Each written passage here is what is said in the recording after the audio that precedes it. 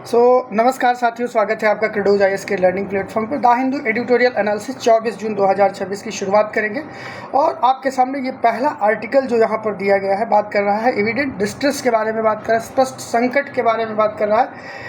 कुल मिला के अगर बात की जाए इस आर्टिकल के अंदर जिस चीज़ के ऊपर फोकस किया गया है तो मेन फोकस है कि इस आर्टिकल में ये बताया जा रहा है कि जो भारतीय अर्थव्यवस्था की धीमी गति है उसके पीछे सरकारों के द्वारा ये बात की जा रही है कि जो पश्चिमी एशिया के अंदर संकट उत्पन्न हुए हैं उसकी वजह से भारतीय अर्थव्यवस्था कमज़ोर हुई है। लेकिन इस आर्टिकल में ये बताने का प्रयास किया गया है कि भारत की अर्थव्यवस्था के पिछड़ेपन का असली वजह युद्ध नहीं है, बल्कि यहाँ पर लो डिमांड, ठीक है, आय में जो वृद्धि होनी चाहिए थी वो भी काफ़ी कम है, महंगाई लगातार बढ़ती जा रही है और औद्योगिक उत्पादन के अंदर भी काफ़ी कमी देखने को मिली है। इस वजह से भारत में आर्थिक संकट कह सकते हैं उमड़ता हुआ नज़र आ रहा है। एक चीज़ और यहाँ पर बात की गई है कि पश्चिमी एशिया संकट ने केवल एक काम किया कि जो ये समस्याएं पहले से हमारे अर्थव्यवस्था में विद्यमान थी उनको और जल्दी क्या कर दिया, पर्दाफाश कर दिया, उनको उजागर कर दिया, उनको सामने ला देता है। बस इतना ही काम पश्चिमी एशिया संकट के द्वारा किया गया है। बहुत ही ज़बरदस्त आर्टिकल है अर्थव्यवस्था के उन सभी मायनों को समझने के लिए जो हम जनरली न्यूज़पेपर आर्टिकल और टीवी चैनल डिबेट्स के ऊपर देखते रहते हैं, उनसे कहीं अधिक उन पहलुओं पर यहाँ पर बात की गई है जिसके माध्यम से ये आइडेंटिफाई कर सकते हैं हम कि अर्थव्यवस्था बेसिकली किन चीज़ों की वजह से धीमी पड़ी हुई है। ठीक है, इसको और सामान्य तरीके से अगर हम समझना चाहें तो मान लीजिए कि एक किसान परिवार है जिसके पास में लगातार आय में कमी, ठीक है, आय जो है उसकी बढ़ नहीं रही है, खर्चा लगातार बढ़ रहा है और जब खर्चा बढ़ रहा है, आय में कमी हो रही है तो उसके द्वारा बचत जो होगी कम होगी और जब बचत कम होगी तो अगर मान के चलिए कि अचानक घर में कोई बड़ी समस्या आ जाएगी तो वो लोग परिवार की परेशानियों की समस्या से कैसे निपट पाएंगे। तो यही सच्चाई है कि परेशानियां जब आएंगी तो उनका जो पूरा आर्थिक चक्र है वो आपका सामने आ जाएगा, सच्चाई सबके सामने आ जाएगी। वही चीज़ें आपको यहाँ पर देखने को मिलेंगी इस आर्टिकल के अंदर। इस लेख के अंदर कुछ वैसी समस्याएं बताई गई हैं जो आपकी पश्चिमी युद्ध संकट से अलग हैं, जो बताती हैं कि क्यों भारत के अंदर ये समस्या देखने को मिल रही है। यहाँ पर आप बात करेंगे जो कोर सेक्टर है उसके अंदर वृद्धि आपको कम देखने को मिल रही है। जो 8 कोर सेक्टर हैं, ऐसे उद्योग जो अर्थव्यवस्था की नींव माने जाते हैं, उनके बारे में हम उनको कोर सेक्टर बोलते हैं। उसमें आपका कोयला हो गया, बिजली हो गया, स्टील हो गया, सीमेंट हो गया, ठीक है, क्रूड ऑयल हो गया, नेचुरल गैस हो गया, फर्टिलाइजर हो गए। ये सभी जो आपके पैरामीटर हैं, ये सभी पैरामीटर क्या है, बैकबोन ऑफ द इकोनॉमी होते हैं किसी भी देश के लिए। और इन कोर सेक्टर्स के अंदर क्या समस्या आई है इसको आप थोड़ा सा समझने का प्रयास करिएगा। मई 2026 के अंदर इनकी जो वृद्धि दर रही है बच्चे, वो आपकी 0.5% रही और 21 महीनों के अंदर देखा जाए तो ये सबसे कम वृद्धि दर आपकी कोर सेक्टर के अंदर देखने को मिल रही है 21 महीने के अंदर। ठीक है, मतलब जो उद्योग हैं हमारे, इनकी रफ्तार काफ़ी धीमी हो गई और जब उद्योगों की रफ्तार धीमी होगी तो सीधे तौर पर आप कह सकते हैं कि उद्योग जब आपके कमज़ोर होंगे तो उससे क्या होगा, रोजगार सृजन कम होगा। रोजगार सृजन कम होगा, लोगों के पास में आय नहीं जाएगी और वो विषय साइकिल आपका स्टार्ट हो जाता है जो कि अर्थव्यवस्था के कुचक्र के रूप में हम समझते हैं। तो पहला कारण ये बताया गया कि अर्थव्यवस्था केवल और केवल इन्हीं कारणों से आधारित नहीं है या इन्हीं कारणों की वजह से कमज़ोर नहीं हुई है, बल्कि उसके पीछे की वजह ये है कि हमारा जो कोर सेक्टर है, कोर सेक्टर ऑफ इकोनॉमी, इसके अंदर वृद्धि दर काफ़ी कम देखने को मिली। वित्त वर्ष यही 2025-26 की बात करें तो यहाँ पर कुल वृद्धि दर 1.1% दिखाई गई थी। ठीक है, और ये दर्शाता था कि ये एक प्रकार की संरचनात्मक कमजोरी है जो केवल युद्ध के प्रभाव से नहीं बल्कि स्ट्रक्चरल परिवर्तन या स्ट्रक्चरल जो समस्या है भारतीय अर्थव्यवस्था में उसकी वजह से देखने को मिला है। दूसरा यहाँ पर बताया गया है क्रूड ऑयल के बारे में। क्रूड ऑयल कच्चा तेल, धरती से निकलने वाला वो प्राकृतिक तेल जिसे हम पेट्रोल, डीजल, केरोसिन आदि चीज़ों का निर्माण करते हैं, उन चीज़ों को हम क्या बोलते हैं, क्रूड ऑयल बोलते हैं। और भारत में इसका उत्पादन जो है लगातार कम हो रहा है। हमारी डिपेंडेंसी अलग देशों के ऊपर बनी हुई है, हम विदेशों से ज़्यादा तेल को खरीदना पड़ रहा है क्योंकि हम उसका उत्पादन नहीं कर पा रहे। और जब हम विदेशों से तेल का आयात करेंगे, विदेशों से मंगवाएंगे, तो उससे क्या होगा, आयात हमारा बढ़ेगा और जब आयात बढ़ेगा तो हमें उस आयात के लिए विदेशी मुद्रा के रूप में जो हमारा फॉरेक्स रिजर्व है, उस फॉरेक्स रिजर्व से हमको पैसा देना पड़ेगा। विदेशी मुद्रा खर्च बढ़ जाएगा और जब विदेशी मुद्रा खर्च बढ़ेगा तो हमें क्या करना पड़ेगा, जो हमारे यहाँ पेट्रोल है, पेट्रोल के दाम बढ़ेंगे। और पेट्रोल के दाम बढ़ेंगे तो CPI आपका बढ़ेगा, यानी कि महंगाई में भी बढ़ोतरी आपको देखने को मिलेगी। तो एक समस्या ये भी आपकी सामने आती है कच्चे तेल के रूप में। सेकंड आपका आता है प्राकृतिक गैस का, नेचुरल गैस का।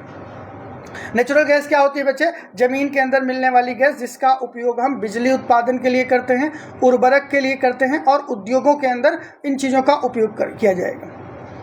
और यहाँ पर भी बताया गया है कि घरेलू प्राकृतिक गैस के उत्पादन में कमी आई है, घट गया है। इट मीन्स अगर यहाँ पर हम उत्पादन बेहतर तरीके से नहीं करेंगे तो हम बाहर से चीज़ों को मंगवाएंगे, और जब बाहर से चीज़ों को मंगवाएंगे तो बिजली हमारी महंगी होगी, उर्वरक हमारे महंगे होंगे और उद्योगों में जो नेचुरल गैस का उपयोग हो रहा है वो भी क्या होंगे? प्रभावित होने वाले हैं। तो उत्पादन घटने से उर्वरक महंगे हो जाएंगे, उर्वरक महंगे होंगे तो किसानों को अधिक पैसा देना पड़ेगा, बिजली उत्पादन प्रभावित होगी तो बिजली की सप्लाई हम नहीं कर पाएंगे, सप्लाई चेन टूटेगा और बिजली से संबंधित जितने भी आपके रोजगार हैं उसमें भी बाधा उत्पन्न हो सकती है। तो ये भी एक कारण है भारतीय अर्थव्यवस्था के कमज़ोर होने की वजह।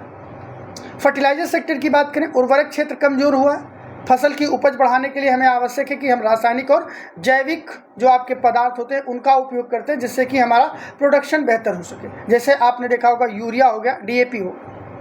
तो जब गैस महंगी होगी तो उर्वरक क्या होंगे? ऑटोमेटिक महंगे होंगे और इससे खेती क्या होगी? प्रभावित होगी। और यहाँ पर आंकड़ा भी दिया गया है कि मई 2026 के अंदर 9% की कमी आई है इसके प्रोडक्शन के अंदर, और 2 महीने पहले की तुलना में ये गिरावट काफ़ी कम है। लेकिन एक सकारात्मक संदेश के रूप में इसको देखा जा रहा है कि भाई ठीक है, पॉजिटिव पॉइंट है, लेकिन ये एक समस्या के रूप में देखी जाए।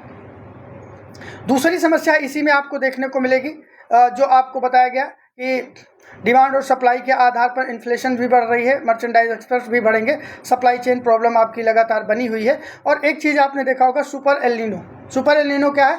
आपको पता होगा जो प्रशांत महासागर है, प्रशांत महासागर के अंदर तापमान में जब असामान्य वृद्धि होती है तो एल नीनो का क्या होता है? इंसिडेंस आपका देखने को मिलता है। और इस बार प्रेडिक्शन किया गया है कि इस बार सुपर एल नीनो की कंडीशन है, यानी कि एल नीनो जो है बहुत ही शक्तिशाली रूप से देखने को मिलेगा। और जब एल नीनो काफ़ी शक्तिशाली रूप से देखने को मिलेगा तो यहाँ पर वर्षा की मात्रा कम होगी, सूखा आएगा, कृषि उत्पादन के अंदर गिरावट होगी और खाद्य महंगाई का भी संकट आपके सामने आ सकता है। तो ये भी एक बड़ी समस्या है उर्वरक के साथ में जुड़ी हुई। तो एक तरफ तो उर्वरक महंगे हो रहे हैं गैस की वजह से, दूसरी तरफ सुपर एल नीनो की कंडीशन से वर्षा कम होगी, सूखा पड़ेगा, कृषि के अंदर जो कृषि का प्रोडक्शन है उसमें भी गिरावट आने की संभावना है। और जब कृषि का उत्पादन नहीं होगा तो खाद्य महंगाई यानी कि फूड इन्फ्लेशन जो है वो भी आपको बढ़ती हुई नज़र आ सकती है। तो कुल मिला के आप देखेंगे कि उर्वरक भी एक बड़ी समस्या के रूप में सामने आ रहा है। इस आर्टिकल के अंदर बताया गया है कि क्या समस्या बन सकती है। उसके बाद में कोल प्रोडक्शन की बात करें, कोयले के उत्पादन की बात की जाए तो कोल प्रोडक्शन में भी आपको देखने को मिलेगा कि यहाँ पर हम प्रोडक्शन में कमी देखने को मिल रही है। कोयला उत्पादन में लगभग 1 साल में सबसे अधिक गिरावट देखने को मिली। और कोल के अंदर प्रोडक्शन के अंदर गिरावट बिजली उत्पादन के अंदर गिरावट का एक प्रमुख कारण बन सकता है। कोयले के उत्पादन के घटने का सीधा सीधा मतलब यही हुआ कि बिजली उत्पादन अब पूरी तरह से प्रभावित हो। और अगर हम बिजली के उसी मात्रा को प्रोड्यूस करना चाहते हैं तो हमें ज़रूरत क्या पड़ेगी? हमें महंगे आयातित कोयले खरीदने पड़ेंगे और उसके लिए अधिक पैसा देना पड़ेगा। और जब अधिक पैसा देना पड़ेगा तो रुपए और डॉलर का जो कन्वर्जन है, यहाँ से रुपया भी आपका कमज़ोर होगा। तो ऐसी स्थिति में हमारा फॉरेक्स रिजर्व भी खाली होगा। तो एक समस्या ये भी हो सकती है कि जो कोल का प्रोडक्शन हमारे यहाँ कम हो रहा है इसकी वजह से भी। तीसरा है GST कलेक्शन के लिए भी आपको देखने को मिलेगा कि कुछ समस्याएं आपको देखने को मिल रही हैं। GST क्या होता है आपको पता होगा कि वस्तु और सेवाओं पर लगाया जाने वाला जो अप्रत्यक्ष कर होता है, इनडायरेक्ट टैक्स, उसको हम क्या बोलते हैं? GST बोलते हैं। और GST तभी बढ़ता है जब लोगों के द्वारा ज़्यादा खरीदारी की जाती है। जब लोग ज़्यादा सामान खरीदेंगे तो उद्योग के पास में पैसा जाएगा, उद्योग ज़्यादा उत्पादन करेंगे और जब उद्योग ज़्यादा उत्पादन करेंगे तो उससे व्यापार में वृद्धि होगी। लेकिन जब इतनी स्ट्रक्चरल प्रॉब्लम आपको शुरू से देखने को मिल रही हैं तो GST क्या है? GST के कलेक्शन में आपको कमी आई। और वही डाटा यहाँ पर दिया गया है इस आर्टिकल के अंदर कि मई 2026 में घरेलू लेन देन से GST के राजस्व के अंदर 2.6% की कमी आई। और पिछले 6 महीने की औसत वृद्धि जो थी वो केवल 3.1% थी, जो 2025-26 और उससे पहले के वर्षों से काफ़ी कम आपको देखने को मिली। ठीक है। लेकिन जीएसटी वृद्धि बहुत कम रही है। इससे ये पता चलता है कि बाजार की गतिविधियां क्या है, पूरी तरह से कमज़ोर पड़ चुकी हैं। कमज़ोर क्यों पड़ी हुई हैं? क्योंकि डिमांड आ ही नहीं रही है, और जब डिमांड नहीं होगी तो सप्लाई कैसे बनाई जाएगी? ये तो सप्लाई चेन इसी चीज़ के ऊपर बनती है। तो नेक्स्ट प्रॉब्लम क्या हो सकती है कि डिमांड की प्रॉब्लम हो सकती है, मांग की समस्या। डिमांड क्या है? लोगों की वस्तुओं, जो लोग जो है वस्तुएं और सेवाओं को खरीदने की जब इच्छा रखते हैं, उसी चीज़ को हम क्या बोलते हैं? डिमांड। अब डिमांड की प्रॉब्लम आ गई कैसे? जैसे मान के चलिए कि यदि आपके पास में 500 रुपये है और मोबाइल जो है 50,000 रुपये का है, तो आप चाहते हुए भी आप उस मोबाइल को नहीं खरीद सकते, क्योंकि खरीदने की क्षमता आपके पास है ही नहीं। तो लेखक इन्हीं असली समस्याओं की वजह से भारतीय अर्थव्यवस्था को कमज़ोर बता रहा है, ना कि जो पश्चिमी युद्ध के संकट आपको देखने को मिल रहे हैं। लेखक के द्वारा जो मेन रीजन यहाँ पर बताया गया कि कौन सा प्रमुख कारण है जिसकी वजह से असली समस्या भारत में आई है, तो वो सबसे पहली समस्या वो बताते हैं, डिमांड कम क्यों हो रही है। ठीक है, इस चीज़ को समझना बहुत आवश्यक है। उसके लिए उन्होंने बताया कि जो वास्तविक वेतन वृद्धि है, रियल वेज जो ग्रोथ है, वो आपकी काफ़ी कम है।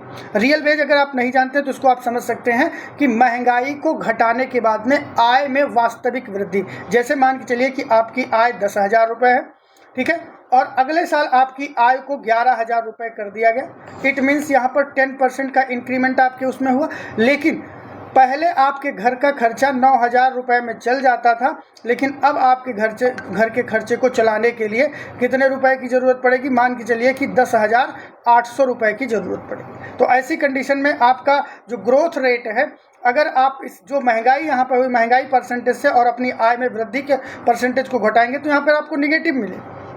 रीजन यही है, रियल वेज ग्रोथ इसी चीज़ को कहा जाता है कि महंगाई को घटाने के बाद में आय के अंदर जितनी वृद्धि हुई है, वास्तविक वृद्धि, उसी चीज़ को रियल वेज ग्रोथ बोलते हैं। तो वो चीज़ आपको यहाँ पर कम देखने को मिलेगी। और जब रियल वेज ग्रोथ आपकी कम देखने को मिलेगी, तो मान के चलिए कि क्या हुआ, वास्तविक वृद्धि दर आपकी बहुत कम है। और भारत में वास्तविक वृद्धि दर अगर देखा जाए तो वास्तव में बहुत कम इस समय देखने को मिल रही है। उदाहरण के तौर पे आप मान के चलिए, हमने आपको बताया, मान के चलिए 20,000 वेतन था आपका, 2026 में 22,000 हो गया। वेतन में वृद्धि 10% की हुई, लेकिन महंगाई अगर आपकी 8% बढ़ी है, 10% बढ़ी है, ठीक है। महंगाई भी आप देखेंगे कि बहुत रेंडम तरीके से भारत के अंदर मापी जाती है। तो उस कंडीशन में आपका रियल ग्रोथ जो है वह काफ़ी कम आपको देखने को मिलेगा। तो ये भी आपके डिमांड को कमज़ोर करेगा। बात समझ रहे हैं? जैसे मान के लिए कि आपके पास 1 लाख रुपए आ रहा था, तो आपने सोचा था इस बार आईफोन खरीदेंगे, लेकिन आपका पास जो पैसा बढ़ा, उतना पैसा तो आपके खर्चे में ही बढ़ गया। तो आप कैसे नई चीज़ों को खरीद पाएंगे? तो आपके बेसिक खर्चे ही उसमें निकल पाएंगे, नई ग्रोथ आपको नहीं मिलेगी, डिमांड आपकी नहीं बढ़ पाएगी। तो ये एक बड़ी समस्या बताई गई है, वास्तविक वेतन वृद्धि में कमी। दूसरा बताया गया, इन्फ्लेशन बढ़ रहा है। इन्फ्लेशन का क्या होता है? बहुत सारे बच्चे ऐसे होंगे जिनको नहीं पता होगा। तो इन्फ्लेशन समय के साथ में वस्तुओं और सेवाओं की कीमतों में वृद्धि। उदाहरण के तौर पर जैसे दूध पहले 30 रुपये का मिलता था, अब 35 से 36 रुपये का मिलने लगा। पेट्रोल 95 रुपये का था और अब पेट्रोल 105 रुपये में हो गया। तो क्या है? ये महंगाई हो रही है, इन्फ्लेशन है, फूड प्रोडक्ट। तो जब महंगाई बढ़ती है और आय नहीं बढ़ती, तो लोग क्या करते हैं? अपने खर्चे को कम करना शुरू कर देते हैं। और जब खर्चे को कम करना शुरू कर देंगे, तब क्या होगा बच्चे? तब जाके कोई भी नया प्रोडक्ट वो नहीं खरीदेंगे, और इससे डिमांड जो है वो कम होती चली जाएगी। इन्फ्लेशन का ये फॉर्मेट है। तो ये एक बड़ी समस्या यहाँ पर देखने को मिल रही है। कुछ इसके सकारात्मक उद्देश्य भी बताए गए हैं। जैसे जो आपका मर्चेंडाइज एक्सपोर्ट है वो बढ़ रहा है। मर्चेंडाइज एक्सपोर्ट क्या होता है?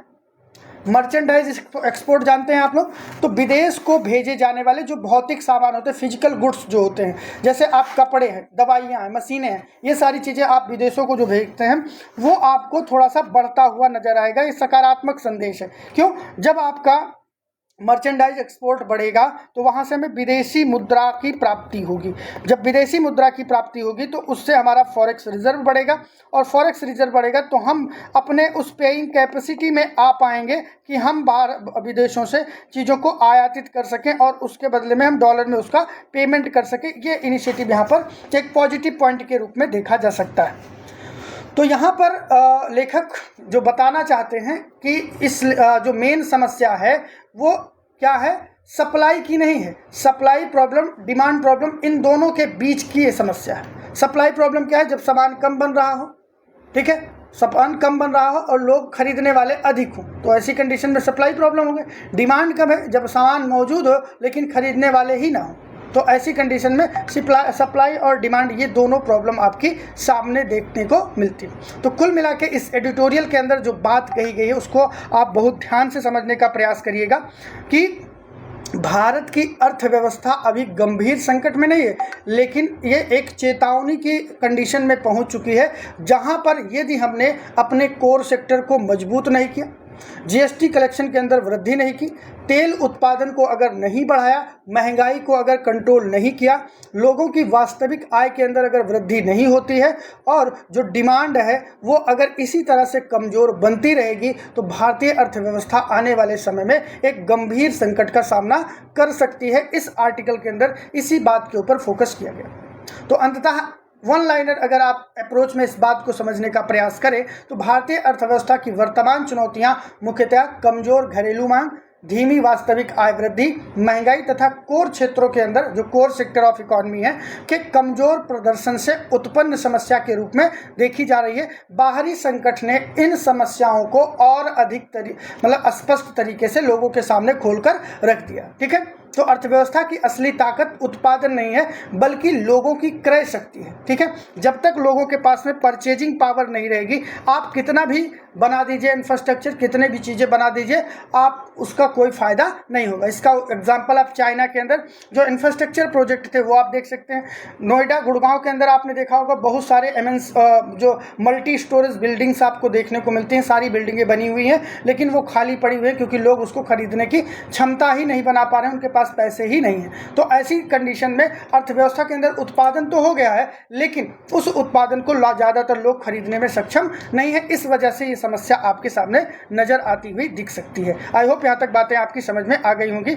नेक्स्ट आर्टिकल है, ये भी बहुत ही जबरदस्त आर्टिकल है। थोड़ा सा आप इसके पृष्ठभूमि पे हम लोग बात करेंगे और आपके परीक्षा के पॉइंट ऑफ व्यू से समझने की तो हो सकता है कि ना हो, लेकिन परीक्षा में उतना ज़्यादा पूछने की ज़रूरत नहीं भी बन सकती, लेकिन आपको अर्थव्यवस्था को समझने के लिए ये बहुत ही इंपॉर्टेंट आर्टिकल हो जाता है। ड्राइंग स्ट्रीक के बारे में बात की जा रही है और ये जो लेख है पूरी तरह से बात कर रहा है ब्रिटेन के राजनीति के बारे में। आपको बताना चाहता हूँ कि अभी हाल ही में आपने 2024 के अंदर देखा होगा ब्रिटेन के अंदर चुनाव हुआ था। ठीक है, ब्रिटेन के प्रधानमंत्री बनते हैं कीर स्टारमर बनते हैं। ठीक है, स्टारमर बोलते, ठीक है, कीर स्टारमर इसके प्रधानमंत्री बनते हैं और उनका जो बिलोंगिंग है वो लेबर पार्टी से है।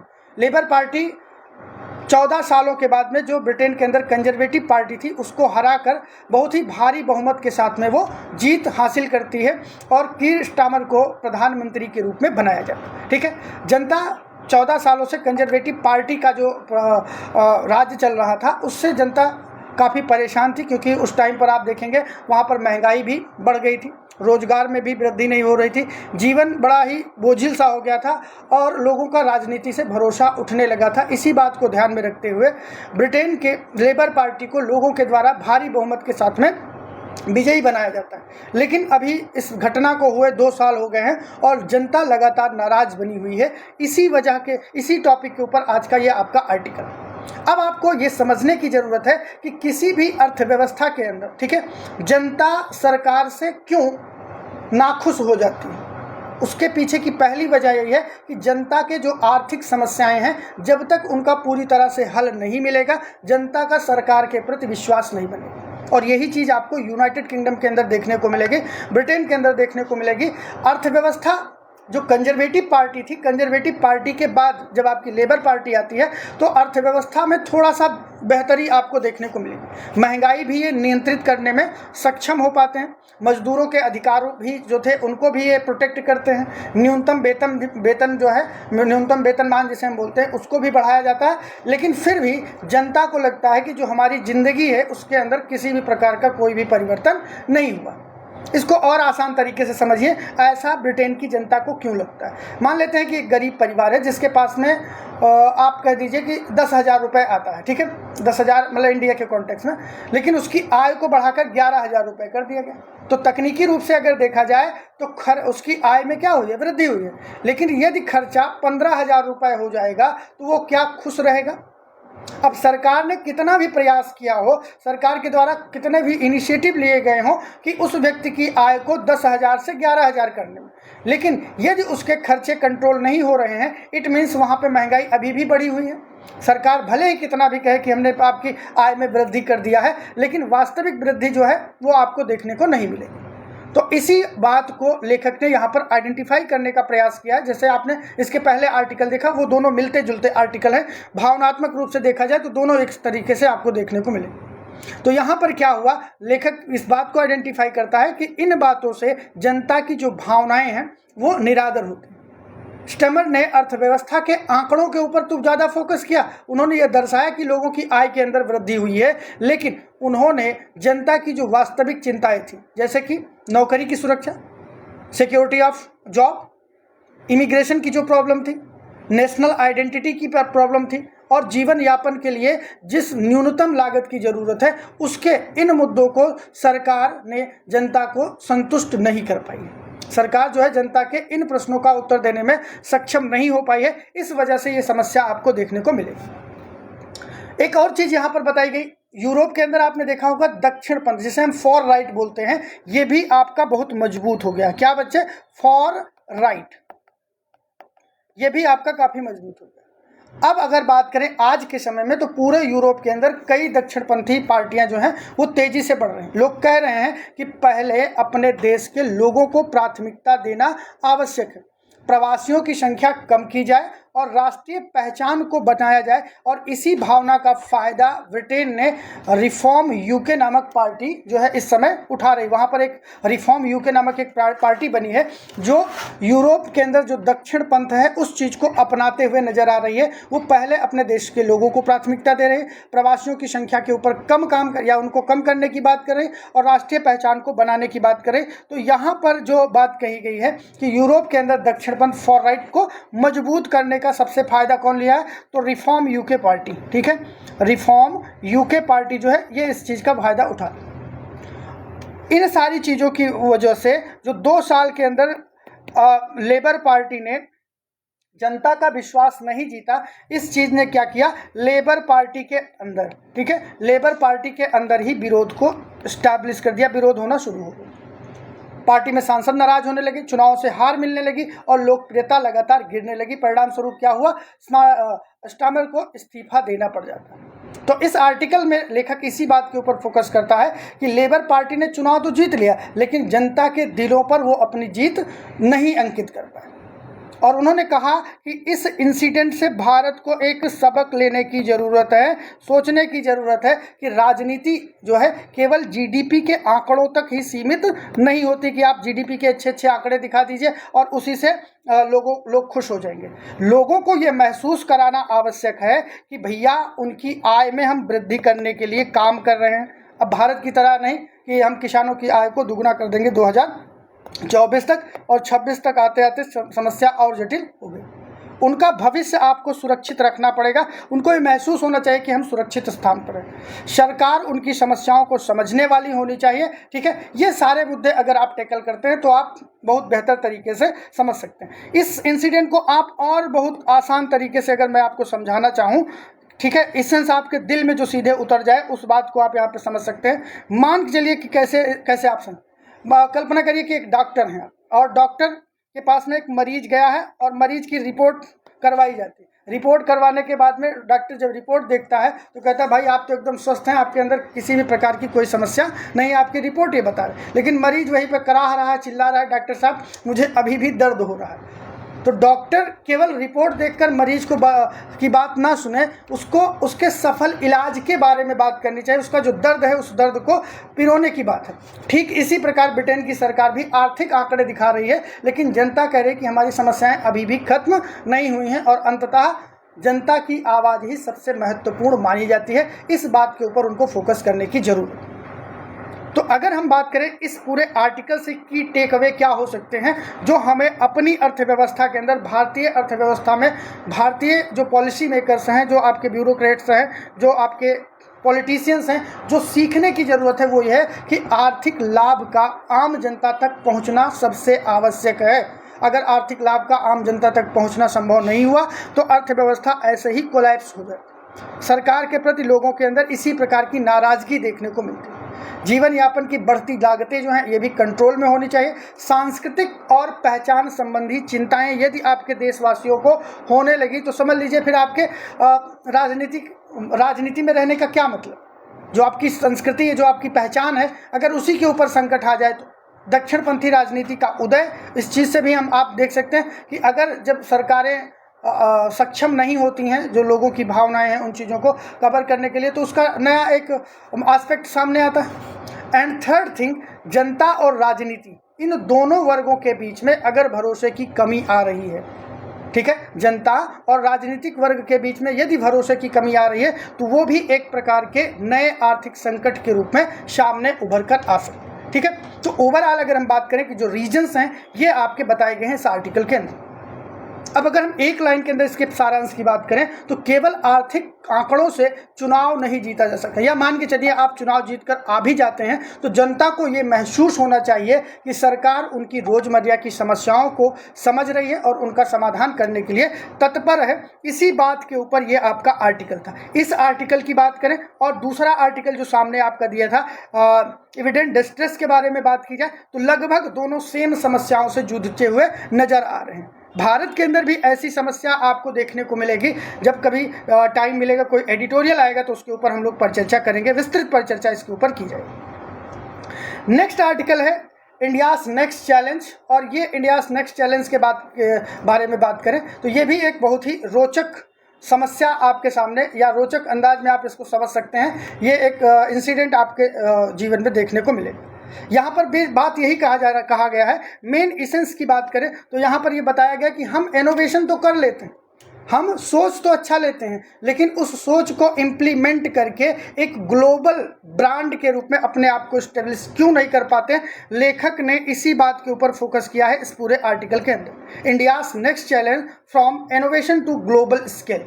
ग्लोबल स्केलेबिलिटी हम क्यों नहीं प्राप्त कर पा रहे हैं। नवाचार तो हम कर लेते हैं, लेकिन उस नवाचार को ले जाकर गूगल, फेसबुक, माइक्रोसॉफ्ट और इन कंपनियों जैसे हम क्यों एक बेहतरीन व्यवस्था का निर्माण नहीं कर पाते। उन्हीं चीज़ों को यहाँ पर बेहतरीन तरीके से समझाने का प्रयास किया गया। भारत में तकनीकी दृष्टि से बात की जाए, तकनीकी दृष्टिकोण की बात की जाए तो भारत बहुत ही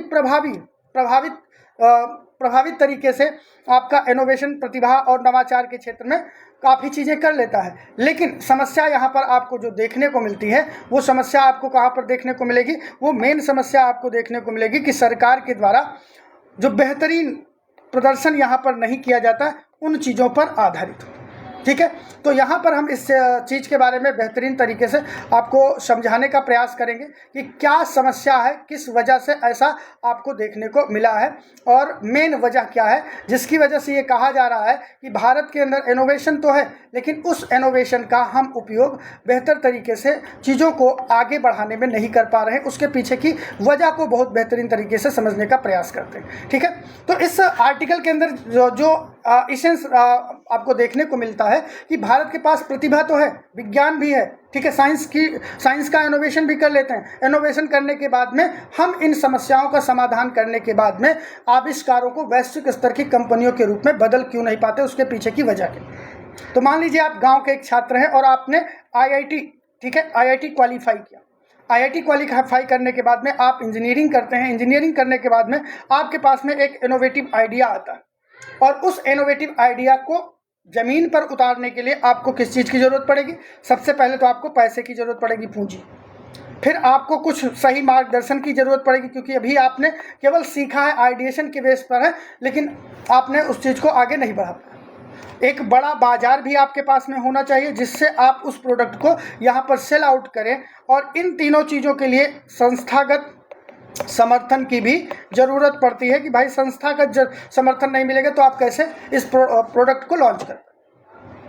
और जब ये सारी समस्याएं आपके पास आएंगी तो आप अपना इनोवेटिव आइडिया लेकर कहाँ जाएंगे, आप भाग जाएंगे यूएसए, ठीक है, यूनाइटेड किंगडम, कनाडा आप भाग जाएंगे, आप ऑस्ट्रेलिया भाग जाएंगे। और वहाँ पर आपके प्रोजेक्ट के ऊपर गूगल और माइक्रोसॉफ्ट जैसी कंपनियाँ क्या करेंगी, पैसा लगाएंगी और वहीं पर एक मजबूत कंपनी का फॉर्मेशन हो जाएगा। जबकि आपका टैलेंट कहाँ का है, भारत का। तो भारत की सबसे बड़ी ताकत क्या है, भारत की सबसे बड़ी ताकत है उसके पास में इनोवेशन की जो पावर है, लेकिन उस इनोवेशन को हम क्या करते हैं, अंतिम मतलब कि लक्ष्य तक नहीं पहुंचा पाते। इस आर्टिकल के अंदर अगर बात की जाए, जो संदेश यहाँ पर देखने को मिल रहा है, इस आर्टिकल में इसी बात के ऊपर फोकस किया गया है कि भारत के पास में कुछ ऐसे क्षेत्र हैं जहाँ पर उपलब्धियाँ बहुत बेहतर हो सकती हैं। जैसे आप देखेंगे स्पेस सेक्टर के अंदर, ठीक है, स्पेस सेक्टर के अंदर भारत की अगर पावर की बात की जाए तो आपने देखा होगा बच्चे चंद्रयान, ठीक है, चंद्रयान के बाद में मिशन मंगलयान के बारे में जो मूवी आई थी उसको भी आपने देखा होगा, वो आपको ज़्यादा समझ में आई होगी। ये दोनों प्रोजेक्ट ऐसे थे कि बहुत ही कम लागत के अंदर में जो अचीवमेंट भारत ने किया वो किसी विदेशी देश के लिए संभव नहीं है, लेकिन जो टेक्नोलॉजी, जो इनोवेशन यहाँ पर लगा के इतने कम खर्चे में हम इस चीज़ को करने में सक्षम हो पाए हैं। हमने ये नहीं सोचा कि हमें भी SpaceX और टेस्ला जैसी कोई एक प्राइवेट कंपनी बनानी चाहिए जिससे कि हम वैश्विक बाजार में इस चीज़ का आर्थिक लाभ उठा सकें। तो भारत ने दुनिया को दिखा तो दिया कि हम सीमित संसाधनों के अंदर बड़े वैज्ञानिक चमत्कार करने में सक्षम हैं, लेकिन भैया हम इसको बेच पाने में सक्षम नहीं हैं, ठीक है। सेलिंग पावर की कमी है, और सेलिंग पावर की कमी किस वजह से, तो जो हमने आपको बताया कि जो कुछ स्ट्रक्चरल प्रॉब्लम है इनकी वजह से। बात यहीं तक केवल SpaceX और यहाँ टेस्ला तक बातें नहीं सीमित हैं भारत के इनोवेशन की या भारत के पास में जो स्ट्रेंथ है, इसकी स्ट्रेंथ का दूसरा फॉर्मेट भी आप देख सकते हैं कि वर्तमान समय में भारत के अंदर जो डिजिटल क्रांति हुई है, जैसे आप यूनिफाइड, ठीक है, UPI की बात करते हैं, आधार की बात कर लें, डिजी लॉकर की बात कर लें, कोविन की बात कर लें, इन सारे मॉडल्स की जो अचीवमेंट भारत ने यहाँ पर किया है इन सेक्टर्स के अंदर, आज भी दुनिया के अंदर इसकी चर्चा देखने को मिलती है। लेकिन भारत इसको ग्लोबल ब्रांड के रूप में डेवलप करने में सक्षम नहीं हो पा रहा है। इसके पीछे क्या वजह है, इसी चीज़ के ऊपर इस आर्टिकल के अंदर परिचर्चा की गई। भारत का तीसरा जो सबसे डोमिनेटिंग सेक्टर है वो आपका है दवा का क्षेत्र, ठीक है, मेडिसिन का क्षेत्र, फार्मास्यूटिकल। भारत को अक्सर कहा जाता है कि भारत जो है फार्मेसी ऑफ द वर्ल्ड। क्या है? Pharmacy of the world. ये दुनिया को सबसे सस्ती दवाएं उपलब्ध करवाने वाले देश के रूप में जाना जाता है, लेकिन फिर भी हम इसी सेक्टर के अंदर चाहें तब भी हम किसी ग्लोबल ब्रांड के रूप में अपने आप को एस्टैब्लिश नहीं कर पाए। और साथ ही साथ जो चौथा सेक्टर यहाँ पर बात किया गया है वो आपका IT सेक्टर, ठीक है, वो आपका IT सेक्टर है। IT सेक्टर के अंदर भी आपको देखने को मिलेगा कि भारत के इंजीनियर आज बड़ी बड़ी दुनिया की जो बड़ी बड़ी टेक कंपनीज हैं उनका प्रतिनिधित्व कर रहे हैं, उनके CEO हैं, फाउंडर हैं, ठीक है, लेकिन भारत के अंदर ऐसा कुछ नहीं हो पा रहा है। इसके पीछे इस आर्टिकल के अंदर कुछ प्रॉब्लम्स बताई। प्रॉब्लम्स ये बताई गई है कि भारत तो खोज कर लेता है लेकिन उसे विशाल उद्योग के अंदर या ग्लोबल जाइंट के रूप में कन्वर्ट करने में सक्षम नहीं है।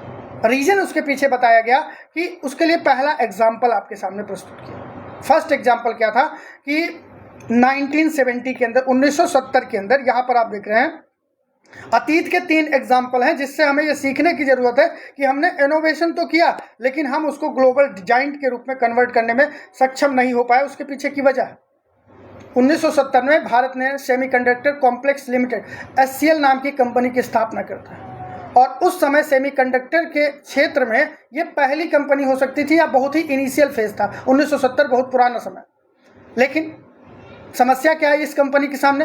पर्याप्त मात्रा में इसके पास फंडिंग नहीं थी, नीतियां भी इसके विरुद्ध थी, नीतियों के अंदर भी कमी थी, और बड़े पैमाने पर इसका जो उत्पादन करने के लिए जो आवश्यक चीज़ों की ज़रूरत थी, उन सभी वजहों से ये सेमीकंडक्टर मिशन क्या था, फेल हो जाता है हमारा। क्या हो जाता है? फेल हो। अब मान के चलिए कि अगर हम यहीं पर बेहतर किए होते तो आज जो ताइवान के जैसे TMC कंपनी है, ठीक है, दुनिया की सबसे बड़ी चिप निर्माता कंपनी है आपकी ताइवान की TSMC, ठीक है, दक्षिण कोरिया के अंदर सैमसंग जो है, ये कंपनियां आज आगे क्यों निकल गई? क्योंकि यहाँ पर गवर्नमेंट सपोर्ट और ये सारी चीज़ें बहुत बेहतर तरीके से मिली। जबकि भारत के अंदर कंपनी तो शुरू हो गई थी 1970 में ही, लेकिन हम इस लेवल पर नहीं पहुँच पाए, जबकि ये हमसे कमज़ोर देश हैं बहुत सारी चीज़ों में, फिर भी हम ऐसा कुछ करने में सक्षम नहीं हैं। इससे हमें सीख लेने की ज़रूरत है भविष्य के लिए कि अगर अब दोबारा कोई ऐसा मौका आए तो हमें उस पर काम करने की ज़रूरत पड़ेगी। और अभी उसका उदाहरण भी इस आर्टिकल के अंदर दिया गया। भारत को सीखने की ज़रूरत है कि हमें ताइवान में किस प्रकार से ताइवान ने उसे उद्योग में कैसे बदला, वैसे नेक्स्ट सेक्टर के अंदर हम कैसे किसी चीज़ को, जैसे AI सेक्टर आने वाले समय में है तो हम क्या है, AI उपभोक्ता होकर रह गए। भारत जैसा इतना बड़ा देश दुनिया की टेक कंपनियों के लिए एक मार्केट बनकर रह गया है। ठीक है, एक मार्केट बनकर रह गया कि वहाँ प्रोडक्ट बनाओ, ले जाके भारत में दे दो, सब उसी पे काम करेंगे, मस्त रील बनाएंगे। हम कोई यूट्यूब नहीं बना पाए, कोई इस तरह से चीज़ें क्यों नहीं बना पा रहे हैं, इस चीज़ के ऊपर लेखक यहाँ पर प्रश्न चिन्ह खड़ा करता है कि ऐसा क्यों हुआ। सेकंड एग्जाम्पल यहाँ पर आपके सामने दिया गया है, दूसरा उदाहरण कंप्यूटर के बारे में। शुरुआत होती है 1967 के अंदर, भारत के अंदर ECIL, ठीक है, ECIL कंपनी की स्थापना होती है और भारत में बहुत जल्दी कंप्यूटर तकनीकी की संभावनाओं को भारत ने समझ भी लिया था। स्वदेशी कंप्यूटर नियंत्रण प्रणाली, सामरिक इलेक्ट्रॉनिक विकसित करने की बात की जाती है, लेकिन भारत के अंदर तकनीकी प्रयोगशालाएं सीमित रहीं, निजी उद्योग जो है वो विकसित ही नहीं हो पाए। इस वजह से हम कंप्यूटर के क्षेत्र में भी उतना ज़्यादा बेहतरीन प्रदर्शन नहीं कर पाते। वहीं आप देखेंगे एप्पल कब बनता है, आप इसको गूगल करके देख लीजिएगा। एप्पल ने पर्सनल कंप्यूटर को वैश्विक उत्पादक का उत्पादन बन जाता है। और आज अगर आप एप्पल की बात करें, ठीक है, तो भारत या पूरे विश्व के अंदर एप्पल क्या है, एक ऐसी सबसे बहुमूल्यवान कंपनियों में से एक मानी जाती है आज एप्पल। तो ऐसा भारत के अंदर ये समस्याएं क्यों देखने को मिल रही हैं, इन चीज़ों के ऊपर लेखक ने फोकस किया है। बाकी कंटेंट आप इसको देखते चलिएगा, समझते चलिएगा। लेखक ने यहाँ पर एक बहुत महत्वपूर्ण बात कही है जिसको हर एक व्यक्ति को बहुत ही इत्मीनान के साथ में समझने की ज़रूरत है। बच्चे कभी भी आप इसको इग्नोर मत करिएगा। उन्होंने कहा है कि जो आपका इनोवेशन होता है, इनोवेशन कर लेना मात्र सफलता नहीं है। आपने बहुत सारे विद्यार्थियों को देखा होगा, बड़े खुश हो जाते हैं कि आज हमने एक ट्रिक अपना ली है और उस ट्रिक से अब हमारा जो परीक्षा में सफलता आसान हो जाएगी। तो इनोवेशन सोच और चीज़ों को बना लेने की क्षमता मात्र ये इस बात का निर्धारण नहीं होती कि आप सक्सेस हो जाएंगे। Innovation is not equal to success. केवल आविष्कार सफलता नहीं है, सफल आप तब होंगे। सफलता का यहाँ पर आर्टिकल के अंदर 5 स्टेप फॉर्मूला बताया कि पहले तो आप क्या करते हैं बच्चे, पहले तो आप इनोवेशन करते हैं। ठीक है, पहले आप इनोवेशन करेंगे। इनोवेशन आपका फर्स्ट स्टेज होता है, लर्निंग स्टेज होता है। इनोवेशन करेंगे तो सबसे फिर उसके बाद में आप उसका प्रोटोटाइप का निर्माण करते हैं। कहा जाता है आपने प्रोटोटाइप बना लिया। जब प्रोटोटाइप बना लेते हैं तो आपको क्या करना पड़ता है, प्रोडक्ट बनाना पड़ता है। प्रोडक्ट आपने बनाया, प्रोडक्ट बनाने के बाद में फिर आपको इंडस्ट्री नीच बनानी पड़ती है। इंडस्ट्री आप बनाएंगे और जब आप इंडस्ट्री बनाएंगे और यहाँ पर आपका प्रोडक्ट कंपटीशन सारी चीज़ों को झेल जाता है, तभी आप क्या बनेंगे, ग्लोबल मार्केट प्लेस या ग्लोबल मार्केट के अंदर अपने आप को एंटर कर पाते हैं। और इन 5 स्टेजेस के अंदर भारत के बारे में अगर बात की जाए किसी भी इनोवेटिव आइडिया के लिए, तो हम किसी तरीके से पहले स्टेप, दूसरे स्टेप या बहुत ताकत लगा दिया तो हमने तीसरे स्टेप तक हम पहुंच पाते हैं। चौथा और 5वां स्टेप यहाँ पर बन ही नहीं पाता। बहुत सारे रीजन है, 1000 रीजन है इसके लिए। एक लेक्चर के अंदर इसके ऊपर परिचर्चा की ही नहीं जा सकती कि क्यों जो innovation is not equal to success इस आर्टिकल के अंदर कहा गया, वो जस्टिफाई होता है। क्यों? क्योंकि हम इनिशियल लेवल पर इनोवेशन कर लेते हैं, प्रोटोटाइप का निर्माण कर लेते हैं। We have made to the product but we are not able to make the industry and we are not able to go through the global market. और यही जो चरणगत समस्याएं हैं, यही भारत के अंदर सबसे बड़ी समस्या के रूप में सामने आती है। स्केल समस्या यहाँ पर जो बताया गया, स्केलेबिलिटी हम क्यों नहीं कर पाते, क्या समस्या है, इसको थोड़ा सा और आसान भाषा में अगर आपको समझाया जाए तो मान चलिए आप हैं और आपके चाचा जी हैं। आपके चाचा जी और आपके पास में खेत का बंटवारा हुआ, 10-10 बीघा जमीन दोनों लोगों को मिल गई। ठीक है, पिताजी आपके 12 घंटे मेहनत करते हैं, चाचा जी आपके 2 घंटे मेहनत करते हैं। दोनों खेतों में उत्पादन कितना होगा, मान चलिए इन्होंने जितना भी जमीन था उससे इन्होंने 100 कुंटल, ठीक है, अनाज का उत्पादन किया और इन्होंने 10 कुंटल अनाज का उत्पादन किया। तो दोनों ने खेती का काम किया, दोनों का व्यवसाय क्या है, खेती ही है, कोई दूसरा काम तो नहीं है। लेकिन इनकी अर्थव्यवस्था बेहतर है, इनकी अर्थव्यवस्था कमजोर है। रीजन सीधे सीधे से सिंपल सा सामने आ रहा है कि इन्होंने इनोवेशन नहीं किया, इन्होंने मेहनत नहीं की, जो रिक्वायर्ड चीज़ें थी वो नहीं की, इसलिए ये आर्थिक रूप से पिछड़ते जा रहे हैं और ये आर्थिक रूप से आगे बढ़ रहे हैं। तो अर्थव्यवस्था किसने बदल दी, जिसने ज़्यादा मेहनत करके ज़्यादा प्रोडक्शन किया। तो यही समस्या एक अच्छा आविष्कार के ऊपर भी लागू होती है। जो देश उस आविष्कार के ऊपर पैसा खर्च करता है, करोड़ों लोगों तक उसकी पहुंच को सुनिश्चित करता है, वही विश्व शक्ति के रूप में आगे बढ़ पाता है। चाहे अमेरिका की बात कर लें, चाइना की बात कर लें। अभी आपने देखा होगा चाइना किस तरह से अपने आप को किस बुरी कंडीशन से निकलकर अपने आप को एक ग्लोबल जाइंट के रूप में इस्टेब्लिश कर रहा है, उसके पीछे की वजह क्या है कि उसका इनोवेशन और इसके द्वारा जो एक्सपेंडिचर है, जो बजट है, वो बेहतर किए जा रहे हैं। अब इसी चीज़ को एक और उदाहरण के माध्यम से आप देख सकते हैं। आपने नाम सुना होगा डीप सीक का, डीप सीक, ठीक है, एआई मॉडल। एक उदाहरण आप देख सकते, ये लेखक ने कहा, मैं अपनी तरफ से नहीं बता रहा हूँ। डीप सीक में दिखाया कि एआई को कम लागत पर भी विकसित किया जा सकता है और भारत के द्वारा ऐसा किया गया, ठीक है। इससे भारत के लिए एक अवसर पैदा हुआ। भारत के पास में कि क्या मतलब कि आप कह सकते हैं अवेलेबल रिसोर्सेज के अंदर हम बात करें कि क्या क्या इस समय है, तो सबसे पहली चीज़, भारत के पास में विशाल डाटा सेंटर बनाने के लिए कोई ज़्यादा सोचने की ज़रूरत नहीं है। सॉफ्टवेयर इंजीनियर पूरे विश्व में भारत के जाने जाते हैं। और डिजिटल अवसंरचना की बात की जाए तो भारत ने लगभग मजबूत इंफ्रास्ट्रक्चर यहाँ पर बना लिया है डिजिटल अवसंरचना की। लेकिन फिर भी हम एआई के सेक्टर में आगे क्यों नहीं जा पा रहे हैं? कौन हमको रोक के बैठा है? तो रोक के बैठी है हमारी आइडियोलॉजी। भारत आज अगर एआई के सेक्टर में बात की जाए, जहां पर वो बेहतर प्रदर्शन कर सकता था, एआई मॉडल्स बना सकता था, प्लेटफॉर्म बना सकता था, एआई उद्योग के अंदर एक बड़ा व्यापार खड़ा कर सकता था, वो आज चैट जीपीटी, क्लाउडे और जितने भी आपके एआई मॉडल हैं उनके उपभोक्ता के रूप में बनकर रह गया है और किसी भी प्रकार का काम नहीं कर। सेकेंड एस्पेक्ट आप देखेंगे क्वांटम कंप्यूटिंग के अंदर, भविष्य के अंदर आर्टिफिशियल इंटेलिजेंस से भी ज़्यादा जो महत्वपूर्ण आने वाला फेज़ है वो क्वांटम कंप्यूटिंग का।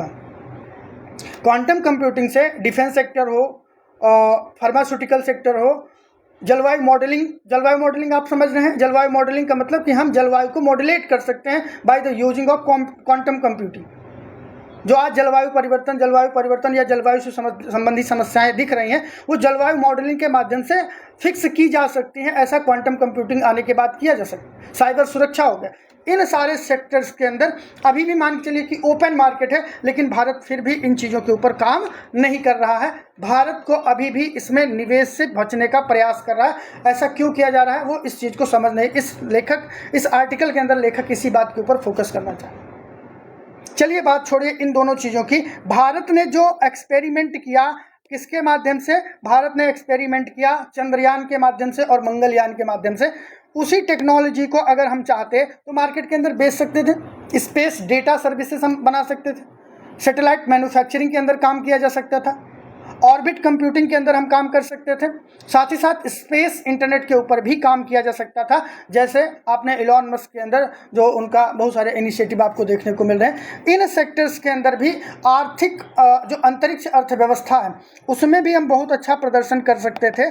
But we are not capable to make this kind of the businesses in the space data services, satellite manufacturing, orbit computing and space internet, because we have not the well-being and the complete setup, या आप कह सकते हैं कि complete governmental structure हमारा कमज़ोर है, जिसकी वजह से हम इन चीज़ों में काम नहीं कर पा रहे। इस आर्टिकल के अंदर लेखक ने केवल प्रॉब्लम्स ही नहीं बताई हैं, प्रॉब्लम्स के सॉल्यूशन भी बताए हैं और आलोचना भी की है कि सरकार क्या कर सकती है। लेखक सबसे बड़ी आलोचना करते हैं कि भारत अक्सर असफल इसीलिए हो गया है क्योंकि ये शुरुआत ही नहीं करना चाहता ऐसे सेक्टर्स के अंदर, बल्कि वह बहुत जल्दी अगर शुरू भी कर दिया तो रुक जाएगा। शोध शुरू करता है, प्रोटोटाइप बनाता है, परीक्षण करता है, लेकिन बाद में पैसे की ज़रूरत पड़ती, निवेश नहीं कर पाता, उद्योग नहीं कर पाता, वैश्विक बाजार तक अपनी पहुंच को सुनिश्चित नहीं कर पाता। ये एक बड़ी समस्या भारत के सामने है। तो ओवरऑल इस आर्टिकल का जो इसेंस है बच्चे, अगर आपको समझना हो तो भारत के सामने आज सबसे बड़ी चुनौती आविष्कार करना नहीं है, बल्कि आविष्कारों को वैश्विक स्तर के उद्योगों और ब्रांडों के अंदर परिवर्तित कर। वैज्ञानिक क्षमता हो जाना इस बात का समर्थन नहीं करती कि आप एक सफल उद्योग का निर्माण कर पाएंगे। वैज्ञानिक क्षमता को आर्थिक शक्ति में परिवर्तित करने के लिए आपको इंटेंस इनोवेशन की ज़रूरत पड़ेगी, कैपिटल की ज़रूरत पड़ेगी, उद्योग नीतियों को मजबूत बनाना पड़ेगा। तभी जाके इन सारी चीज़ों का जब समन्वय स्थापित होगा तभी आप इनोवेशन बेहतर तरीके से कर पाएंगे। तो ओवरऑल अगर वन लाइन कंक्लूजन आपको देना हो इस पूरे आर्टिकल का, तो आप क्या दे सकते हैं, सीधे तौर पर आप कह सकते हैं कि 21वीं सदी में विजेता वो देश नहीं होंगे जो केवल खोज करना जानते हैं, बल्कि वे होंगे जो खोज को वैश्विक पैमाने पर पहुंचाकर उद्योग, रोजगार और आर्थिक शक्ति के रूप में बदलने का काम करते हैं। ये चीज़ें आप यहाँ पर लिख सकते हैं। बहुत ही ज़बरदस्त तरीके से आपका ये इनोवेशन हो जाएगा। ठीक है, इस आर्टिकल के अंदर वो सारी चीज़ें बताई गई, जैसे कृत्रिम बुद्धिमत्ता के बारे में बात की, क्वांटम कंप्यूटिंग के बारे में बात की, अंतरिक्ष प्रौद्योगिकियों के बारे में बात की, गहरी सीख हमें क्या लेने की ज़रूरत है, आविष्कार, निर्माण, स्केल, व्यवसायिक ये करना है, भारत को क्या करना चाहिए वो भी यहाँ पर आपको बताया गया है, निष्कर्ष भी दिया गया है और आपके लिए यहाँ पर कंक्लूजन भी दिया गया है क्या आपके लिए हो सकता है। तो यहाँ पर आप नोट्स देख सकते हैं, जैसे आपका आर्टिकल था 1 पेज का आपका नोट्स है, जब भी आपको मन करे पढ़ लीजिए। बाकी चीज़ों को मैं जितना भी ल्यूसिड लैंग्वेज में हो सकता है मैं आपको समझा रहा हूँ, जिससे कि आप आसानी से चीज़ों को समझ सकते हैं। ठीक है, नेक्स्ट आर्टिकल है, ये भी बहुत महत्वपूर्ण आर्टिकल है। आप प्रॉब्लम, जैसे द हिंदू जब आप पढ़ना शुरू करते हैं ना, द हिंदू की एक बड़ी खासियत है, खूबी है, जो आप न्यूज़पेपर पढ़ते हैं, न्यूज़पेपर पढ़ने के बाद में आपको, जैसे आपने कोई मैगजीन उठा के पढ़ी तो मैगजीन वेल रिटन होती है, उसमें कोई व्यक्ति अपनी विचारधारा का ऐड करके लिखता है। लेकिन द हिंदू जो है ना, क्रिटिक्स है, क्रिटिक अप्रोच का मतलब कि ये प्रॉब्लम्स को आइडेंटिफाई करना, प्रॉब्लम्स का क्या मैक्सिमम सोल्यूशन हो सकता है, उस चीज़ के ऊपर फोकस करता है। कंपटीशन के अंदर जो आपको कहा जाता है, जो आपके सफल विद्यार्थी, वो क्यों कहते हैं कि भाई द हिंदू आपको पढ़ना है, उसके पीछे की वजह यही है, ये आपके थॉट प्रोसेस को जागृत कर देता है। जैसे होता है ना कि कुंडलनी जागृत करना, तो वो आपका कुंडलनी जागृत करने का काम करता है द हिंदू, और इसीलिए द हिंदू पढ़ना। ये इन्फॉर्मेशन, ये जो कंटेंट है, ये इन्फॉर्मेशन आपको बहुत जगहों पर मिलेगी, बहुत सारे न्यूज़पेपर कवर करेंगे, लेकिन जो अप्रोच द हिंदू यूज करता है, ये अप्रोच आपको बहुत कम आपको देखने को मिलेगी। इस बात को आपको ध्यान रखना है। ठीक है, चलिए नेक्स्ट आर्टिकल है आपका reconnect public health with people's need. ठीक है, कह रहा है कि जो जन स्वास्थ्य है, जन स्वास्थ्य को हमें आंकड़ों तक सीमित नहीं रखना है, हमें इसको वास्तविक ज़रूरतों के साथ में जोड़कर आगे बढ़ना।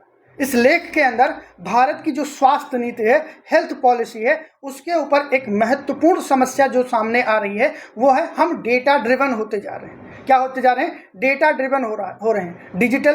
डिजिटल हेल्थ रिकॉर्ड, इन चीज़ों पर हमारा फोकस अधिक है। हम जनता के हित को ध्यान में कब रख पा रहे हैं, इस चीज़ के ऊपर इस आर्टिकल ने फोकस किया हो। भारत की स्वास्थ्य नीतियां जो हैं लोगों की वास्तविक स्वास्थ्य जरूरतों से काफ़ी दूर हो गई। सरकार केवल 2 चीज़ों पे काम कर रही है। एक काम कर रही है वेलनेस के ऊपर, ठीक है, और वेलनेस के नाम पर वो डिजिटल हेल्थ की बात करती है और हेल्थ रिकॉर्ड की बात करती है, ठीक है। लेकिन वास्तविक समस्याएं अभी भी आम जनता की जो मेन मंशा होती है कि हमें अच्छा स्वास्थ्य और सस्ता इलाज मिलना चाहिए, शायद हम उस चीज़ को अभी नहीं कर पाते। इसको भी आप थोड़ा सा एक शानदार एग्जाम्पल के माध्यम से समझने का प्रयास करिएगा। आपको बहुत तेज़ भूख लगी और आपको खाने की ज़रूरत है, आपको रोटी चाहिए, सब्जी चाहिए, ब्रेड चाहिए, लेकिन उसी टाइम पर एक आदमी आता है, आपको कहता है कि भैया आपको योग करना है, ध्यान करना है, मेडिटेशन स्पीच आपके सामने देता है और आपको योग और मुद्रा की 2-3 किताबें देकर चला जाता है। अब बताइए क्या इससे आपकी भूख की समस्या समाप्त हुई? आंसर होगा नहीं। क्यों? क्योंकि आपको भूख लगी है, सबसे पहले आपको भोजन की ज़रूरत है, फिर बाकी चीज़ें हैं। योग, ध्यान, मेडिटेशन, स्पीच, स्वास्थ्य के संबंध की किताबें, ये सारी चीज़ें आवश्यक हैं जीवन में, लेकिन रोटी से ज़्यादा तो मजबूत नहीं है या ज़रूरी नहीं है। तो ऐसी कंडीशन में लेखक यही बात कह रहा है कि भारत की जो स्वास्थ्य समस्या है, जो स्वास्थ्य सेक्टर है, ठीक है, हेल्थ सेक्टर है, वो भी इसी समस्या से जूझ रहा है। वो ध्यान, मेडिटेशन, मोटिवेशन स्पीच, इन सारी चीज़ों की किताबें तो आपको मुहैया करवा रहा है, लेकिन जो आवश्यक चीज़ें हैं उन चीज़ों से काफ़ी दूर होता है। लेखक इस पूरे आर्टिकल के अंदर इस बात पे फोकस करता है कि जब कोई व्यक्ति बीमार होगा तो उसकी सबसे पहली चिंता क्या होगी बच्चे? कि भैया कम से कम हमको एक अच्छा अस्पताल मिल जाए, डॉक्टर जो मिले पढ़ा लिखा हो, ऐसा नहीं कि पेट चीर दे और कैंची पेट के अंदर रख दे, दवा मिल जाए और इलाज जो है सस्ता हो। लेकिन भारत के अंदर अगर बात की जाए तो सरकारी अस्पताल, क्योंकि हम जब भी कोई गवर्नमेंट इनिशिएटिव की बात होती है तो आप इस बात को कंसीडर करिएगा कि हमेशा हम पब्लिक सेक्टर की बात करें, नॉट द प्राइवेट सेक्टर की। तो अस्पताल अच्छा मिलेगा कब? जब सरकारी अस्पताल बेहतर होंगे, लेकिन अस्पतालों की कमी है। मान के चलिए अस्पताल हैं भी तो डॉक्टर ही नहीं आ रहे हैं। ग्रामीण क्षेत्रों के अंदर स्वास्थ्य सेवाओं का कितना बुरा हाल है, इसको बताने की ज़रूरत नहीं है, बहुत सारी रिपोर्ट्स आती रहती हैं, उनके माध्यम से आपने समझा ही होगा। और चौथी चीज़, निजी अस्पताल अगर हैं भी तो इतने महंगे हैं कि आदमी दवा करवाने से पहले ही मर जाएगा। तो इस बड़ी समस्या के दौर में सरकार क्या कर रही है? सरकार ने इसको प्रोटेक्ट करने के लिए बहुत सारी चीज़ें शुरू की, जिसमें कि आपने आयुष्मान भारत का नाम सुना होगा। Health and wellness centres government के द्वारा शुरू किए गए।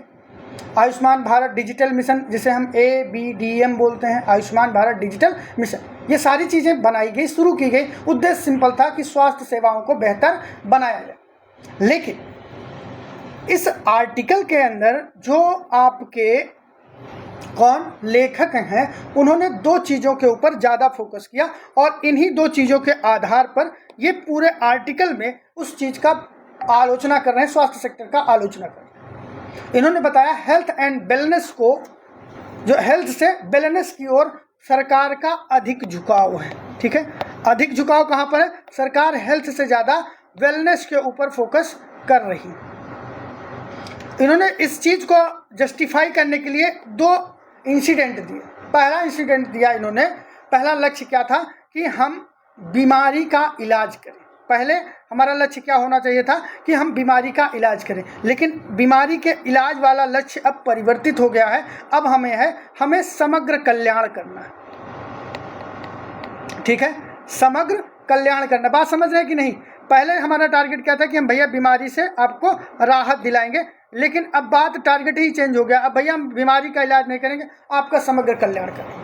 तो सुनने में, बताने में, कहने में तो ये बहुत बड़ा शब्द लगेगा, इसका डोमेन भी बाकी बहुत बड़ा हो जाएगा। इसमें आपका physical health, mental health, spiritual health, बहुत सारे डायमेंशन आपके आ जाए, और यहाँ पर केवल फिजिकल हेल्थ की बात की जा रही है। तो जब एक समस्या आपसे ना सधे तो कहा नहीं जाता है, गांव के बुजुर्गों के साथ जब आप बैठेंगे तो बताते हैं कि एक समस्या जब आपसे ना सधे तो 10-5 समस्या और ले आइए, 10-5 समस्या आप और ले आइए। या तो आप सारी समस्याओं का हल कर ले जाएंगे या तो समस्याएं आपका हल कर देंगे। ठीक है, तो वही चीज़ आपको यहाँ पर देखने को मिलेगा कि बीमारी तो है, पहला लक्ष्य था कि बीमारी का इलाज करेंगे, लेकिन अब हम समग्र लक्ष्य की तरफ बढ़ रहे हैं। और जब व्यक्ति को इलाज ही नहीं मिल पा रहा है तो उसको वेलनेस का क्या मतलब है? आपके सामने बढ़िया से खाना रख दिया जाए और बढ़िया से संगीत हो, डांस हो और सारी सुख सुविधाएं हो, शारीरिक रूप से आप बहुत कमज़ोर हो, तो क्या मतलब है उस चीज़ का?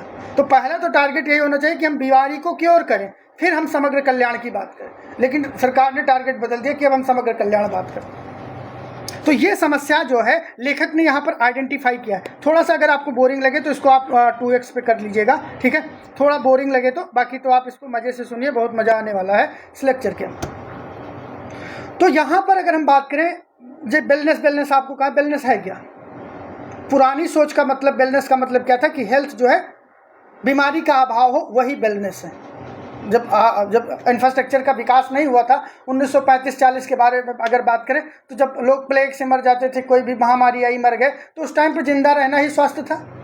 लेकिन नई सोच आई, मॉडर्न आइडियोलॉजी जब विकसित होती है तो वेलनेस को 4 कैटेगरी के अंदर डिवाइड किया जाता है। इसके 4 कंपोनेंट बताए जाते हैं। एक आपका फिजिकल हेल्थ बनाया जाता है, एक आपका मेंटल हेल्थ बताया जाता है, इसके कंपोनेंट है, एक आपका सोशल हेल्थ आपका बताया जाता है, और एक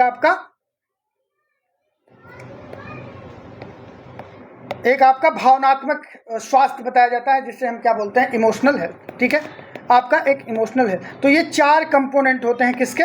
वेलनेस के।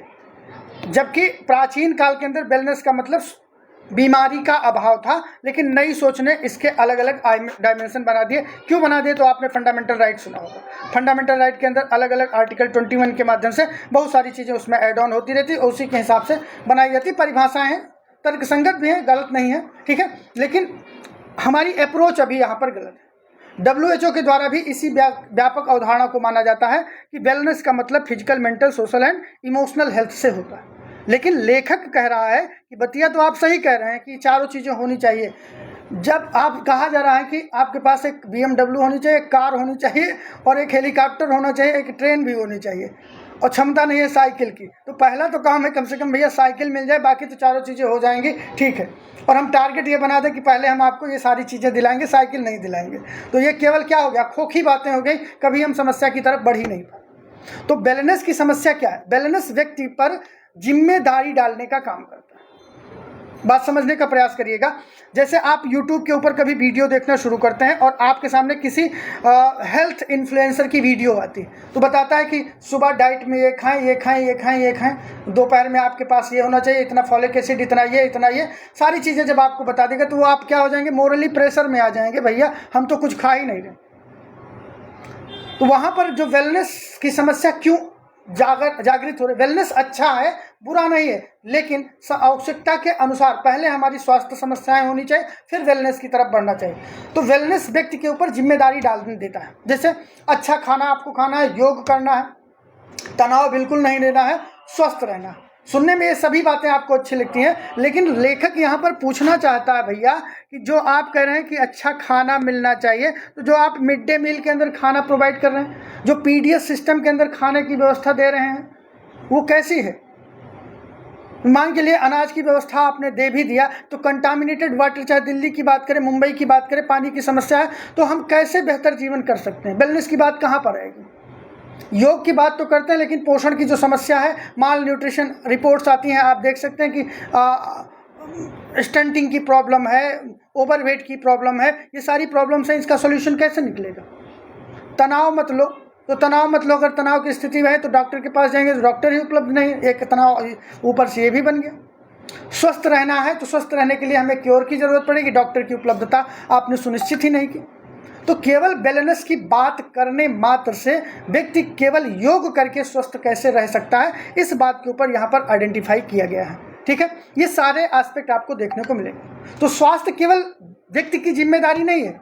लेखक यहाँ पर कहता है कि स्वास्थ्य व्यक्ति की व्यक्तिगत जिम्मेदारी ना होकर इसको प्रभावित करने वाले कुछ सोशल डिटर्मिनेंट्स हैं, जैसे पुवर्टी, एजुकेशन, ठीक है, आपका क्लीनिनेस आपका आ गया, पोषण आ गया, रोजगार की कमी है, आवासीय व्यवस्था नहीं है, तो ये समस्याएं मौजूद हैं किसी के पास में, तो वो पर्याप्त वेलनेस कैसे अचीव कर सकता है, एक समस्या उसके सामने बहुत बड़ी देखने को मिलती है।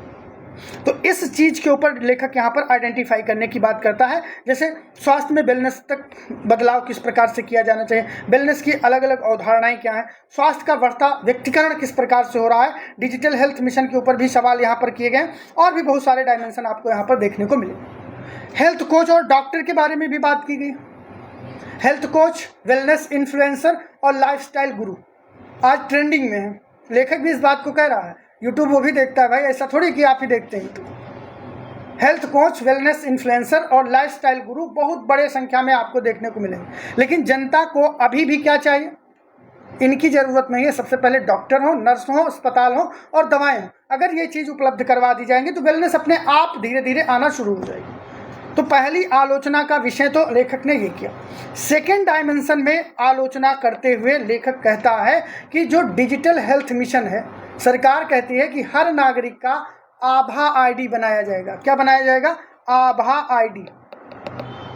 ठीक है, आभा आईडी क्या होगी बच्चे? इसमें उसके स्वास्थ्य रिकॉर्ड के बारे में लिखा जाएगा, उसका ब्लड प्रेशर कितना, ये कितना, फलाना धमाका, सारी चीज़ें। अस्पताल उसका रिकॉर्ड रखेगा और बीमा वाले को वो दे देगा। ठीक है, ये तीन चीज़ें, ये सारी चीज़ें क्या होंगी? ये डिजिटल रूप में उपलब्ध रहेंगी, कभी भी आप इसका एक्सेस कर सकते हैं। बात तो सुनने में बड़ी प्यारी लग रही है, लेकिन अब लेखक यहाँ पर प्रश्न करता है कि मान लीजिए आपके पास में डिजिटल हेल्थ कार्ड है, डिजिटल हेल्थ रिकॉर्ड आपके पास में सारी चीज़ें बनी हुई हैं, लेकिन उस डिजिटल हेल्थ रिकॉर्ड के अकॉर्डिंग जो समस्याएं उत्पन्न हुई हैं उनको क्योर करने के लिए यदि आपने अस्पतालों को बेहतर नहीं किया, डॉक्टर नहीं लाए, दवा की आपके पास मैन्युफैक्चरिंग नहीं है, तो उसको आप उस रिकॉर्ड को रख के करेंगे क्या?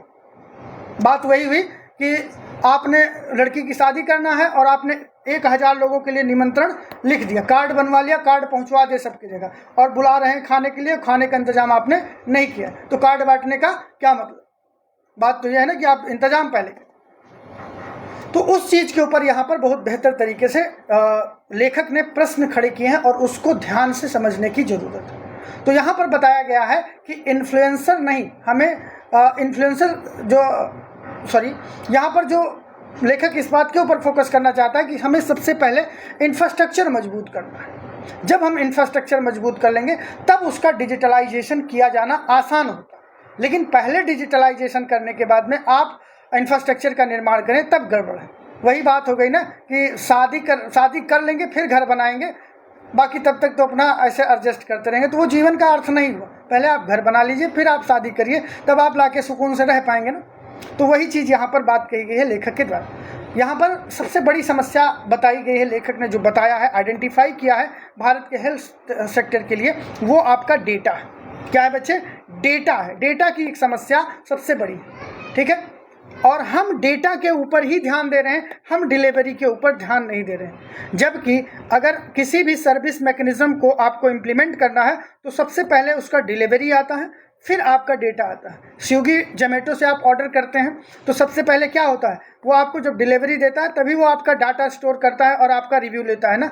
अब कह दे कि पहले आप रिव्यू दीजिए तब हमें खाना दूंगा, तो आप खाना ले पाएंगे? नहीं ले पाएंगे। तो लेखक इसी बात के ऊपर फोकस कर रहा है कि डेटा पर कम फोकस करना है, डिलीवरी के ऊपर अधिक फोकस करने की जरूरत है। लेखक क्या चाहता है? लेखक चाहता है कि अस्पतालों पर के ऊपर क्या होना चाहिए, नए अस्पतालों का निर्माण हो, जो पुराने हैं उनको बेहतर किया जाए, जिससे कि अस्पताल की समस्या हम खत्म कर पाएँ। डॉक्टर के लिए हमें अधिक मेडिकल कॉलेज की ज़रूरत पड़ेगी, अधिक विशेषज्ञ डॉक्टर भी बने। और जैसे ये पेपर लीक हो रहा है, ठीक है, नीट का पेपर लीक हो रहा है, फर्जीवाड़ा हो रहा है, सॉल्वर जाके एग्ज़ाम दे रहे हैं, अगर ऐसे डॉक्टर बन के आ भी गए तो हम कौन सा समस्या का समाधान कर लेंगे? ये भी एक समस्या है। तो अधिक मेडिकल कॉलेज से अधिक विशेषज्ञ डॉक्टर का यहाँ पर निकलना आवश्यक होगा, यदि हम इंफ्रास्ट्रक्चर को बेहतर बनाना चाहते हैं तो, ठीक है।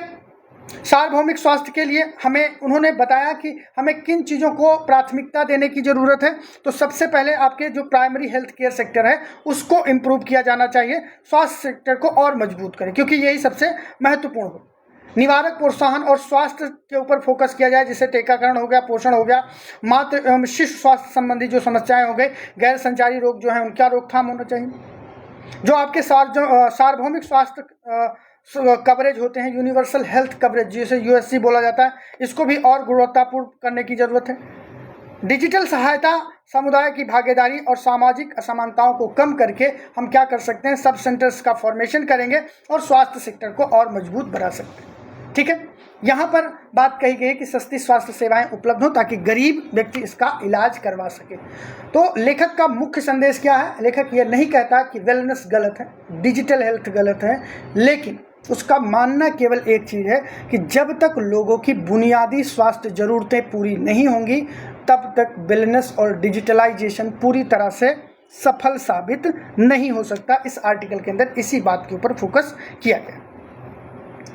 एक और आपका आर्टिकल है, लेकिन इस आर्टिकल को बहुत ज़्यादा टाइम लग सकता है, इसलिए हम इस आर्टिकल को यहीं पर छोड़ेंगे, ठीक है। इस आर्टिकल के बारे में परिचर्चा नहीं की जाएगी। India's patchy industrial climate strategy जो है, क्लाइमेट स्ट्रेटजी के बारे में है, ठीक है। नेट जीरो और या आप यहाँ से आर्टिकल पढ़ लीजिएगा।